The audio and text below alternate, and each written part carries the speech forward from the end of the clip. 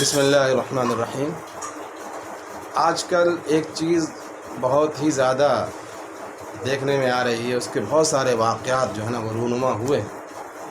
تو ہم کو اسی کے پیش نظر مجھے ایک چیز یاد آئی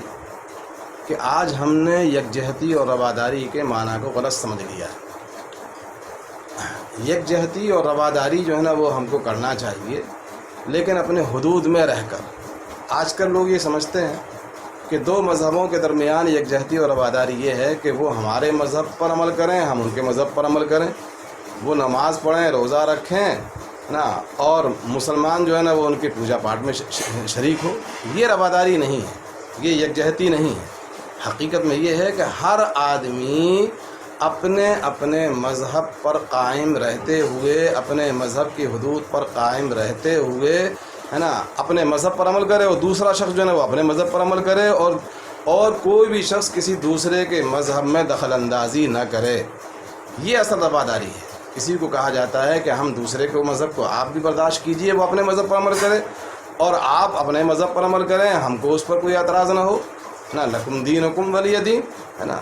یہ اصل میں رواداری اور یکجہتی ہے، اور یہی گویا کہ ہندوستان کی خصوصیت ہے، جس کو گنگا جمنی تہذیب گویا کہ کہا جاتا ہے۔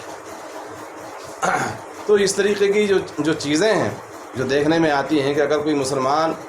اپنے یکجہتی کے اظہار کے لیے غیر مسلموں کے ساتھ شریک ہو کر ان کی پوجا پاٹ میں حصہ لیتا ہے تو وہ شرک کا مرتکب ہو رہا ہے، اور اللہ نے واضح طور پر یہ فرمایا ہے کہ اللہ رب العزت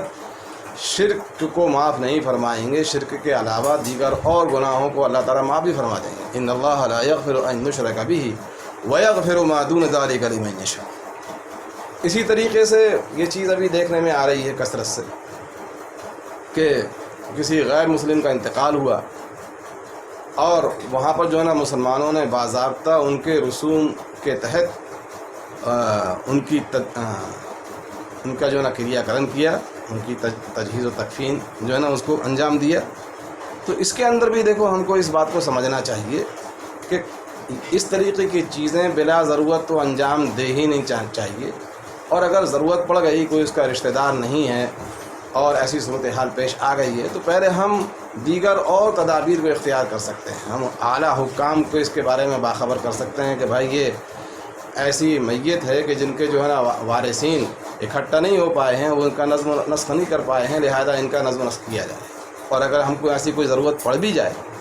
تب پھر ہم اس کا انتظام زیادہ سے زیادہ جو ہے نا اس کو ان کے شمشان گھاٹ تک، مرگھٹ تک کسی بھی سواری کے ذریعے سے بھی ہم پہنچا سکتے ہیں۔ یہ کوئی ضروری نہیں ہے کہ ہم ان کو اسی طریقے پر جس طریقے سے غیر مسلم لوگ اپنے فریضے کو انجام دیتے ہیں، اس طریقے سے ایک مسلمان وہ غیر مسلم جنازے کے ساتھ میں اسی طریقے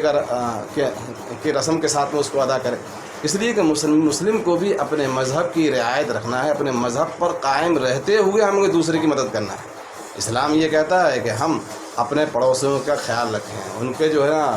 ان کی ہر طرح کی ہم مدد کریں۔ کوئی ایسا نہ ہو کہ کوئی پڑوسی جو ہے نا وہ بھوکا رہے۔ لیکن جس حد تک اسلام ہم کو اجازت دیتا ہے، اور جس حد تک ہم اسلام کے دائرے میں رہیں، ایسا ہم کوئی کام نہ کریں کہ معلوم ہوا کہ ہم جانے انجانے میں ہم جو ہیں دائرہ اسلام سے کہیں خارجی ہو جائیں۔ تو ان چیزوں کو بہت زیادہ ہم کو خیال رکھنا چاہیے کہ قطعاً اس چیز کی اجازت نہیں دی جائے گی کہ ہم غیر مسلم اور مشرکانہ جو رسومات ہیں ان کی ادائیگی کے ساتھ ہم اس طریقے سے غیر مسلم جنازے کی تجہیز و تکفین کریں۔